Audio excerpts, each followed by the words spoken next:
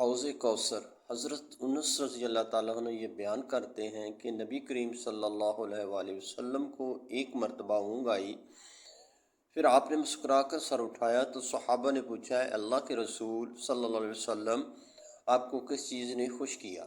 آپ نے فرمایا، ابھی مجھ پر ایک صورت نازل ہوئی ہے۔ پھر آپ نے انہیں سورہ الکوثر کی تلاوت کر کے فرمایا، جانتے ہو کوثر کیا ہے؟ صحابہ نے عرض کیا کہ اللہ اور اس کے رسول ہی بہتر جانتے ہیں۔